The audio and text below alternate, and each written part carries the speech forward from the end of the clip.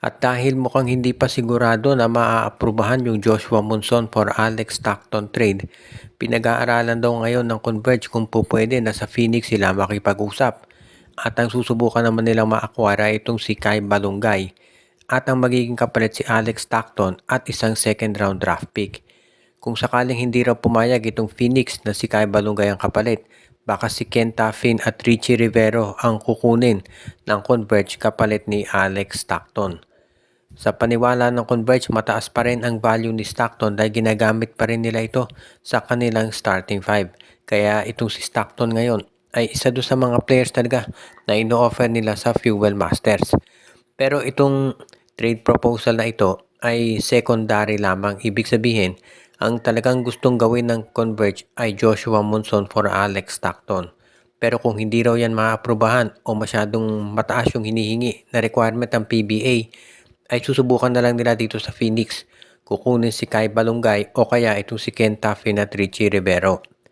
Ang maliwanag dito, itong si Alex Stockton daw base doon sa mga lumalabas na mga sabihin nating balita online ay hindi na magtatagal dito sa Converge Fiber Access. Kung sakali nga na ito'y mangyari, magiging isa yan dito sa mga major moves ng Converge para masiguro talaga na sila ay makababawi na dito sa susunod na conference. Dahil talagang ayaw ng Fiber Access na mangyari yung naganap dito sa Philippine Cup na nasayang yung twice to beat advantage nila dito sa Barangay Ginebra. Kaya nga itong pagbabago ng Converge sa kanilang lineup, inaasahan natin na i-anunsyo nila ito malamang pagkatapos nitong PBA Philippine Cup. Or baka malay natin, hindi pa tapos itong PBA Philippine Cup, mag-anunsyo na ng trade itong Converge dito sa Phoenix o kaya sa Titan Ultra. Ang 6'8 forward na si Jeyo Ambohot naman ay posible na idagdag dito sa lineup ng San Miguel. At baka ang maging kapalit nito kung sakasakali ay itong si Chris Miller. Mukhang pinag-aaralan daw kasi ng SMB ngayon na mas maganda kung magkaroon sila ng additional na mga big men para dito sa kanilang roster. Pantapat dito sa Barangay Ginebra at kung sakasakali pag nakaharap nila sa finals ng TNT o Meralco. Si Jeyo Ambohot kasi ay magaling sa 3 points at meron din tong perimeter defense na siyang inaabangan talaga at gustong makuha nitong San Miguel Beermen. Kaya nga siya ay gusto nilang ma-acquire sa lalo't madaling panahon.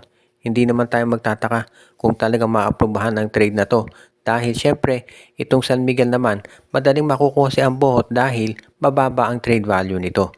Hindi ito masyadong ginagamit sa Titan Ultra kaya kahit na si Chris Miller ang kapalit, sigurado na papayagan yan ng PBA Trade Committee. Kung sakasakali itong si Jeyo Ambohot ay magiging isa dito sa mga sabihin na nating top options ng San Miguel Beermen pagdating dito sa pagdagdag ng tinatawag na lakas at bilis at tangkad dito sa kanilang frontcourt. Sa ngayon kasi, itong si Coach Leo Austria, alam niya na magiging mabigat yung laban kontra dito sa Barangay Ginebra. Kaya nga gusto niya masiguro na magiging ready yung kanilang frontcourt. Siyempre, magpe-prepare ang Ginebra dito kay June Mar Fajardo. Kaya gusto nila as much as possible ay dito na sila mag-acquire ng mas magandang option pagdating dito sa pagpapalakas ng mga big men. Kaya nga si Jeyo Ambohot, yan ang napipili ngayon ng San Miguel Beermen na isasama dito sa kanilang lineup. Kung sakasakali na makuha ng San Miguel Beer itong si Jeyo Ambohot, sa tingin ko, sulit na kapalit yan si Chris Miller dahil hindi naman nagagamit ang nasabing shooting guard ng SMB. At dahil nagretiro na itong si Gabe Norwood, sigurado na magdadagdag ng panibagong player itong Raynor Shine Elasto Painters. Alam na nating inactivate itong si Luis Villegas at nilagay sa reserve list si Sean Ildefonso. Ngayon, ang balita ito si Sean Ildefonso, baka daw yan i-trade sa Converge Fiber Xers. Kaya nga itong Raynor Shine, merong magiging open slot at magdadagdag sila ng isa pang player. Hindi pa natin matiyak kung sino yung ilalagay dyan itong Converge, pero ang maliwanag, kukuha sila ng iba pang mga players para masiguro na hindi na magkakaroon ng shortcoming pagdating dito sa kanilang playoff run. Kasi nakita natin very disappointed ang Converge, ang Raynor Shine dito sa pagkatalo nila sa Meralco dahil sila yung merong twice to beat advantage. Kaya nga itong si Coach Yeng Giao ngayon gusto nang magdagdag ng mga players na magiging fit dito sa kanyang system. Meron tayong mga nakikita dyan to si Kemar Carino, pwede dito sa rain or shine. Or kung gusto niya ng forward, baka itong si Bong Quinto ng Meralco Bolts. Pwede rin of course, most likely sa draft pick kukuha itong si Coach Cheng Yao ng player na maisasama dito sa kanyang roster. Itong si Coach Cheng, alam naman natin magaling yan pumili ng mga players sa draft, yung mga tinatawag na unheralded. Kaya nga malamang magkaroon ito ng mas magandang oportunidad dito sa lineup ni Coach Cheng Yao. Yan na lang yung aabangan natin na pwedeng mangyari dito.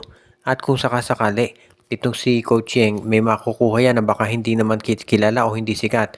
Pero mabibigyan niya ng oportunidad katulad ng ginagawa niya dito kay Adrian Locum.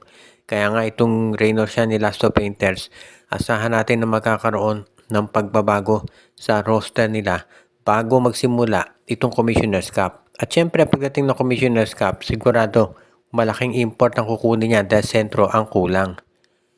Ito naman Barangay Hinebra ay inamin ni Coach Tim Cone na sila ay gagawa ng hakbang para ma-fortify o mapalakas itong lineup nila para sa pag-prepare kontra dito sa San Miguel Beermen. Sinabi ni Coach Tim na wala pa rin katiyakan kung kailan makababalik si Jason David at si Isaac Go. Pero gusto raw ng Hinebra na maging ready sila kung ano man ang maging sabihin ng doktor na baka hindi na makapaglaro this semifinals itong mga nabanggit na player. At dahil dito mayroon tayong mga nakikita na itong si Coach Tim pwede yung kumuha ng mga free agents para maisama dito sa roster niya.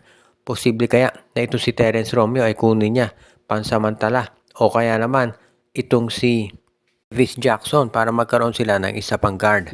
At meron din tayong mga free agents o kaya naman draft picks na pwedeng maidagdag dito sa lineup ng Hinebra. Pero most likely ang gagawin na lang ng Barangay Hinebra kung meron silang kukunin, iyan ay si Luis Anggalang mula dito sa Terra Firma Jeep. Dahil ito ay isang small forward kaya parang si Jason David ang laro nito. Kaya pwede ito na maidagdag ng Barangay Hinebra habang hindi pa nakare-recover si David. Bukod dito, itong Barangay Hinebra pinag-aaralan din daw kung makaka-acquire pa sila ng isang first round draft pick. Nasa kanila na yung draft pick ng Terra Firma. At itong Barangay Hinebra pinag-iisipan kung yung sa Phoenix o Titan Ultra na draft pick ay makukuha rin nila. Kasi iyan yung mga opportunities ng Hinebra para sila ay magdagdag ng mga players. Kaya malamang dito sa draft kukuha ang Barangay Hinebra at itong lineup nila, iyan muna ngayon ang gagamitin talaga nitong si Coach Tim Cone. Nasabihin pag sila dehado dito sa matchup nila sa Hinebra sa San Miguel, ay gagawin pa rin nila ang lahat para sila ay makasabay na dito at masiguro na may chance sila. Binabati natin yung ating mga taga-subaybay na sila Joshua Giray, Espejo at Rosales family, si Dexter Domer, si Jonel Alagon, si Anthony Alon, si Ronald Barbosidad, si Michael D. Monde Guzman.